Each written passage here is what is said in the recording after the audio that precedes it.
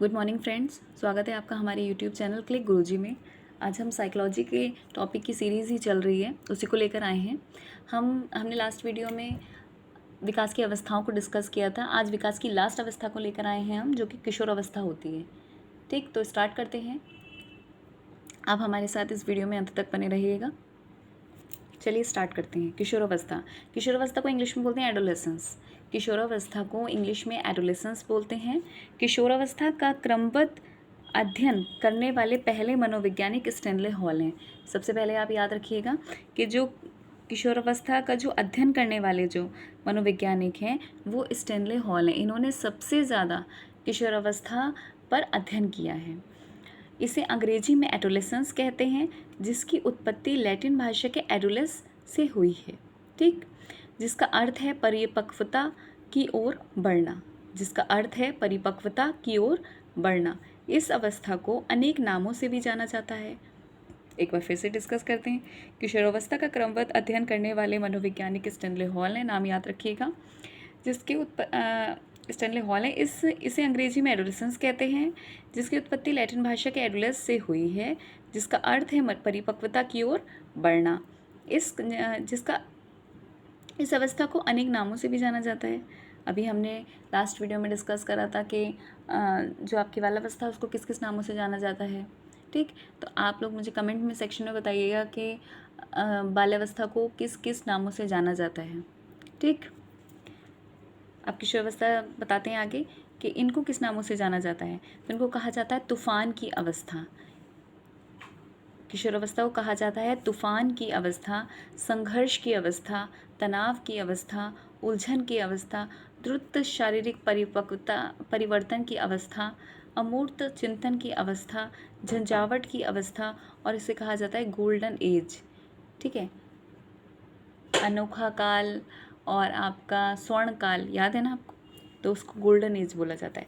तूफान की अवस्था, इस किशोरावस्था में बच्चा जो टीन एजर्स होते हैं, तो बच्चा बहुत ज़िद्दी होता है।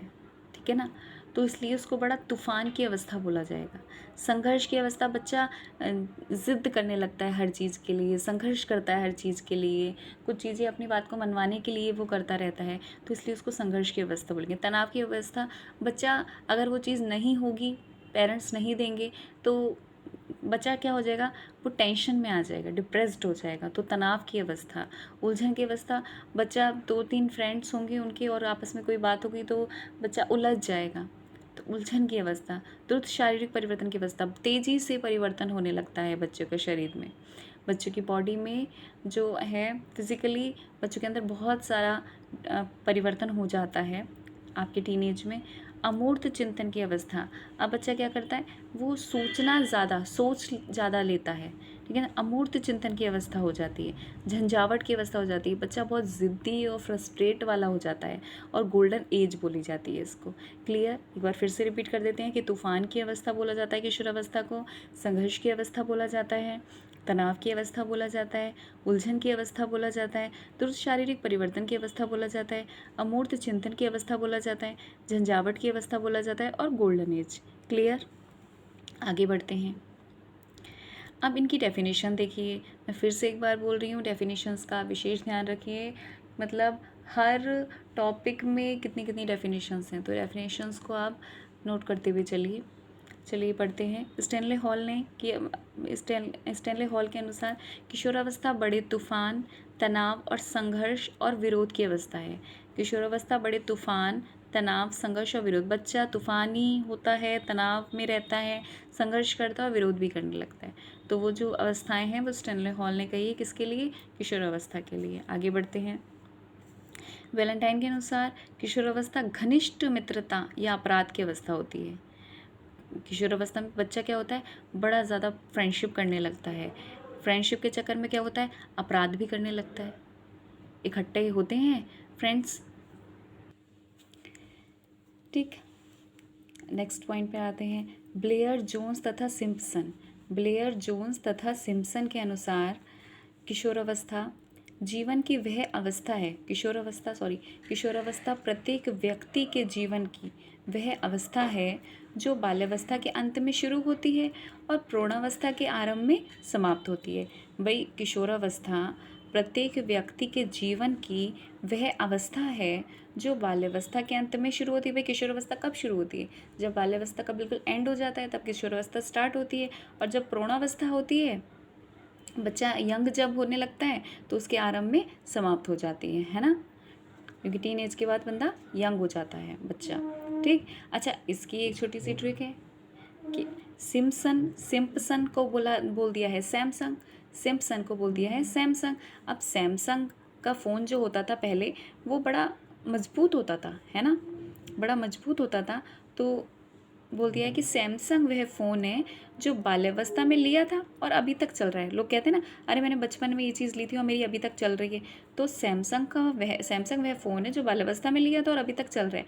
तो इसी से ही आप इसको रिलेट करिए सिम्पसन, कि किशोरावस्था प्रत्येक व्यक्ति के जीवन की वह अवस्था है जो बाल्यावस्था के अंत में शुरू होती है और प्रौढ़ावस्था के आरंभ में समाप्त होती है। तो ये इसको ट्रिक वाइज आप याद कर लीजिएगा, नोट कर लीजिएगा। क्लियर? चलिए आगे बढ़ते हैं। अब हरलॉक के अनुसार, हरलॉक ने कहा है 17 वर्ष की आयु को संधि काल के नाम से जाना जाता है, क्योंकि भाई जो 17 वर्ष की आयु होती है वो किसकी होती है? किशोरावस्था की एग्जैक्ट आयु होती है। तो 17 वर्ष की आयु को संधि काल के नाम से जाना जाता है। ये किसने कहा है? ये हरलॉक ने कहा है। डेफिनेशंस को याद करते चलिए। अब किशोरावस्था के सिद्धांत, तो किशोरावस्था के दो सिद्धांत होते हैं। एक तो होता है त्वरित विकास का सिद्धांत और दूसरा होता है क्रमिक विकास का सिद्धांत। त्वरित विकास का सिद्धांत और क्रमिक विकास का सिद्धांत, याद रखिएगा इसको। त्वरित विकास का सिद्धांत किसने दिया है? तो स्टेनले हॉल ने दिया है। और क्रमिक विकास का सिद्धांत किसने दिया है? तो TKH, याद रखिएगा, T for Thorndike, K for king और H फॉर्म हॉलिंगवर्थ। ठीक, H फॉर हॉलिंगवर्थ। तो क्रमिक विकास का सिद्धांत देने वाले थॉर्नडाइक थे, किंग थे और हॉलिंगवर्थ थे। और त्वरित विकास का सिद्धांत देने वाला सिर्फ एक ही व्यक्ति थे, मनोवैज्ञानिक, जो कि स्टेनले हॉल थे। क्लियर? आगे बढ़ते हैं। किशोरावस्था की विशेषताएं, किशोरावस्था की विशेषताएं देख लीजिए क्या क्या है। तो किशोरावस्था की विशेषताओं में तीव्र शारीरिक परिवर्तन होता ही है, बुद्धि का अधिकतम विकास हो जाता है, बच्चा बहुत ज़्यादा उनकी बुद्धि में विकास होने लगता है, समायोजन का अभाव हो जाता है, एडजस्टमेंट नहीं होता, एडजस्ट नहीं करना पड़ता है, बच्चे के अंदर एडजस्टमेंट की जो भावना है वो तो होती ही नहीं है किशोरावस्था में। जो चाहिए वो चाहिए, बच्चा सुनने को तैयार ही नहीं होता, एडजस्ट ही नहीं कर पाता है। ठीक, ज़िद्दी होता है, अपने भाई बहनों में ही लड़ाई झगड़ा होने लगता है, एडजस्टमेंट नहीं कर पाते हैं बच्चे। तो समायोजन का अभाव होता है। संवेगात्मक जीवन है, स्वतंत्रता व अधिकारों के प्रति विद्रोह की भावना हो जाती है। स्वतंत्रता व अधिकारों के प्रति बच्चा स्वतंत्र रहना चाहता है, बच्चा स्वतंत्र रहना चाहता है, अपने राइट्स मांगता है, और अगर उसको राइट्स वो चीज़ नहीं मिल रही है तो वो उसके प्रति विद्रोह करने लगता है, अपने घर वालों से लड़ने लगता है, झगड़ने लगता है। ठीक, तो यहाँ ये बहुत इंपॉर्टेंट पॉइंट है, पूछ लिया जाएगा कि स्वतंत्रता व अधिकारों के प्रति विद्रोह की भावना, बच्चा बिल्कुल फ्रीडम से रहना चाहता है। ठीक, रुचियों में परिवर्तन हो जाता है, जो बाल्यावस्था में बच्चा पसंद करता था, जो रुचियाँ थीं उसकी, वो चेंज हो जाती हैं, चेंजमेंट होने लगता है टीन एज में बच्चा जब आता है। नेतृत्व क्षमता का विकास होने लगता है, अब नेतृत्व क्षमता का विकास होने लगेगा किशोरावस्था में। काम भावना का विकास हो जाएगा, काम भावना का विकास मीन्स या तो आत्म प्रेम होगा, फिजिकल फीलिंग आएगी बच्चे को, अपने आप से ही वो प्यार करेगा खूब सारा, फिर या फिर समलैंगिक काम भावना, मतलब अगर लड़की होगी तो वो लड़की से ही बात करेगी, लड़का होगा तो लड़के से ही फ्रेंड होगा, या फिर विषम लैंगिक काम भावना। समाज सेवा की भावना आ जाती है बच्चों के अंदर, बच्चे समाज सेवा करने लगते हैं ऐसी एज में। धार्मिक व वीर पूजा की भावना, बच्चा धर्म कर्म में पड़ जाता है, पूजा पाठ में मंदिर जाने लगता है। कल्पना का बहुमूल्य, बच्चा इमेजिनेशन प्रोसेस में रहता है।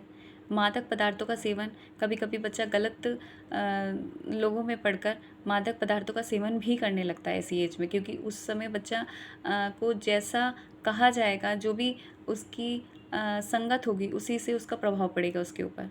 अपराध प्रवृत्ति का विकास भी होने लगता है, इसलिए इस एज में पेरेंट्स बहुत ध्यान रखते हैं अपने बच्चों का। व्यवसाय चुनाव की चिंता, अब उसे व्यवसाय चुनाव की चिंता भी होने लगती है किशोरावस्था में।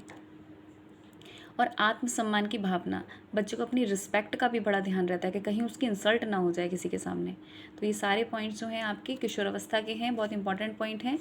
ठीक, अब आज इस वीडियो का लास्ट पॉइंट है, किशोरावस्था का यहीं पर एंड हो जाएगा पूरा। सारी चारों अवस्थाएं कंप्लीट हो जाएंगी। किशोरावस्था में शिक्षा का महत्व क्या, स्वरूप क्या होता है? शारीरिक विकास के लिए शिक्षा दी जाती है, मानसिक विकास के लिए शिक्षा, संवेगात्मक विकास के लिए शिक्षा, सामाजिक विकास के लिए शिक्षा, नैतिक विकास के लिए शिक्षा, धार्मिक शिक्षा और व्यावसायिक शिक्षा। कौन कौन सी शिक्षा होती है? शारीरिक विकास के लिए शिक्षा, ये तो आपकी शैशवावस्था और बाल्यावस्था में भी थी। मानसिक विकास के लिए शिक्षा, संवेगात्मक विकास के लिए शिक्षा, सामाजिक शिक्षा, यहाँ नैतिक शिक्षा जुड़ जाती है, धार्मिक शिक्षा जुड़ जाती है और व्यावसायिक शिक्षा जुड़ जाती है। क्लियर? तो इसी के साथ हमारे किशोरावस्था का टॉपिक यहीं पर समाप्त होता है। नेक्स्ट टॉपिक में हम दूसरा साइकोलॉजी का दूसरा चैप्टर को डिस्कस करेंगे। अगर वीडियो अच्छी लगी हो, यूज़फुल हो आपके लिए, तो चैनल को सब्सक्राइब कर दीजिएगा, लाइक कर दीजिएगा। थैंक यू, धन्यवाद।